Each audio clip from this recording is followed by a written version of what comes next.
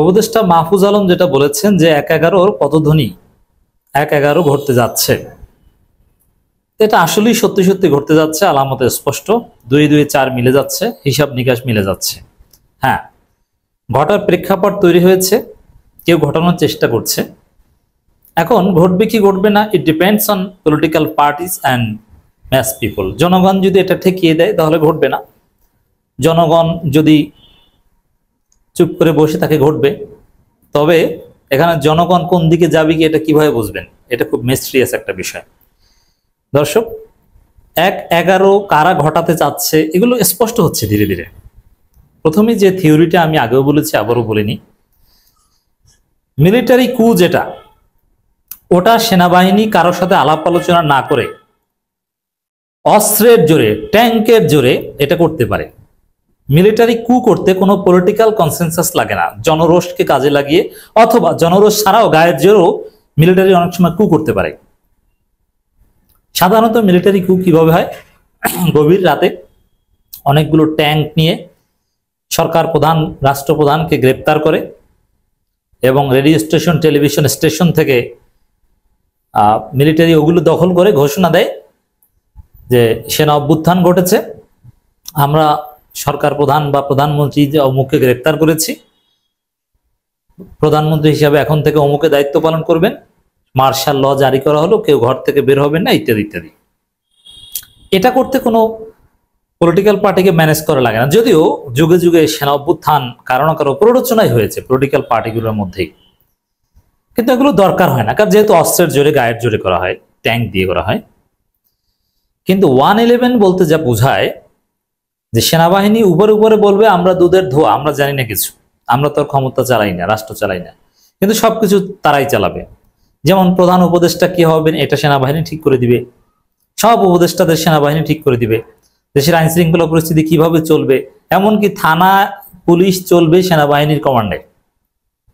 মিডিয়াগুলোতে সেনাবাহিনীর একজন একজন অফিসার পর্দার অন্তরালে বসিয়ে দিবে, তারা সেন্সর করবে নিউজ।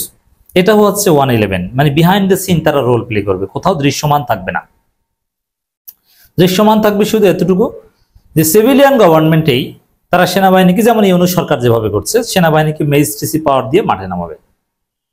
এখন সেনাবাহিনী ম্যাজিস্ট্রেসি পাওয়ার নিয়ে মাঠে আছে, কিন্তু এটা কার্যকর না। এখন 111 ঘটলে সেনাবাহিনী ম্যাজিস্ট্রেসি পাওয়ার নিয়ে সত্যি সত্যি কাজ করবে, তখন পুলিশ ধনিচা হয়ে যাবে। অনেক জায়গায় পুলিশকেও পেটাবে, পুলিশকে ঘুষ নেওয়ার অভিযোগে দেখবেন সেনাবাহিনী ধরে পিটিয়েছে।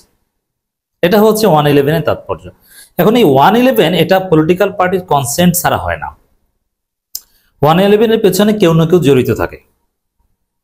রাজনৈতিক দলগুলো তাদের স্বার্থে 111 ডেকে আনে, এবং ইন্টারেস্টিংলি 111 এর সাথে বিদেশি শক্তি জড়িত থাকে। যেমন আমাদের যে 111 ঘটেছিল 2007 সালে, মানে ওই তখনকার ঘটনার প্রেক্ষিতেই তো ওটার নাম দেওয়া হয়েছে 111। তখন আমেরিকা এটা ঘটিয়েছিল ভারতের মাধ্যমে, আমেরিকা ভারত সেনাবাহিনী এই নেক্সাস 111 ঘটিয়েছে। তারপরে তারা কাকে ক্ষমতা দিয়ে গেছে কি, দ্যাটস ডিফারেন্ট ডিসকাশন। 111 ঘটে, পলিটিক্যাল পার্টি কেউ চায়, যেমন 2007 সালে আওয়ামী লীগ ডেকে এনেছিল, প্রেক্ষাপট তৈরি করেছিল, এবং আওয়ামী লীগ পর্দার অন্তরালে বলেছিল আমরা রাজি, এবং শেখ হাসিনা নতুন শাড়ি পরে শপথ অনুষ্ঠানে গিয়েছিল 111 সরকারের, ফখরুদ্দিন সরকারের। এখন তাহলে কারা ঘটাচ্ছে? এখন ঘটালেও সেই আমেরিকা, ভারত, সেনাবাহিনী। এখন পলিটিক্যাল পার্টির মধ্যে কারা? উত্তর হচ্ছে বিএনপি। এবার 111 ঘটলে এটা বিএনপি ঘটাবে এবং লন্ডনের কনসেন্টে ঘটবে। কারণ কি? এবং উপরে বলবে যে না না না আমরা এর সাথে জড়িত না, এবং এই ব্যাপারে সতর্কও করবে, কিন্তু ভিতরে ভিতরে তারাই জড়িত থাকবে। যেমন 111 আওয়ামী লীগ ঘটিয়েছে, এটা কিন্তু আওয়ামী লীগ স্বীকার করে না, তারা 111 এর সমালোচনা করে, কিন্তু 111 এর সুবিধাভোগী কিন্তু তারাই। কারণ 111 এসে কিন্তু আওয়ামী লীগকেও জেলে নিয়েছে, শেখ হাসিনাকেও গ্রেপ্তার করেছে। হিসাবটা আশা করি বোঝাতে পেরেছি। যেমন আমেরিকা, ভারত, সেনাবাহিনী 111 ঘটাবে বাংলাদেশে, যদি ঘটে, যদি জনগণ, রাজনৈতিক দলগুলো ঠেকাতে না পারে।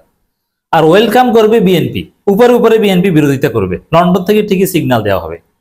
এখন এরকম আলামত যে স্পষ্ট, তার প্রমাণ কি?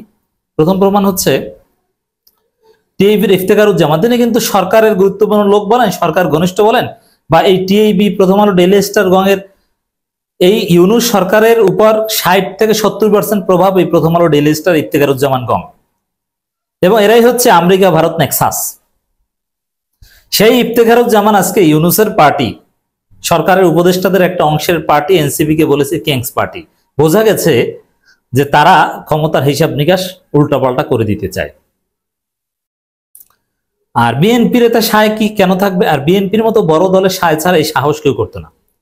ওই যে ইফতেখারুজ্জামানের কথা, ওইটি হচ্ছে আমেরিকা কিংবা ভারত, আমেরিকা ভারত করলে এখানে একসাথেই করবে, এবং সেনাবাহিনী এটা করতে যাচ্ছে।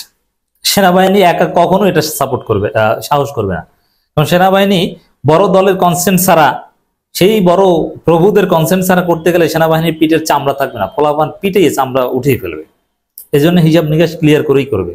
আর এই বোধ থেকে মাহফুজ আলম জামাত শিবিরকে আব্বা ডাকা শুরু করেছে, কারণ যে বিএনপি কিন্তু ঘটনা ঘটিয়ে দিতে পারে, শিবির জামাত আমাদেরকে বাঁচান, কারণ 111 ঘটলে তখন তার সুবিধাভোগী বিএনপি হবে। 111 সরকার ওই ভাগ বাটোয়ারা করে বিএনপিকে ক্ষমতা দিয়ে যাবে, এনসিপির তখন অস্তিত্ব থাকবে না।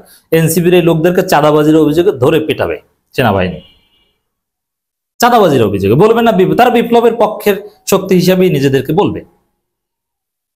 ওদিকে রাষ্ট্রপতিও 5 আগস্টকে গ্লোরিফাই করছেন, তিনি নিজেই 111 ঘটালে তখন সিগনেচার করবেন, শপথ পড়াবেন।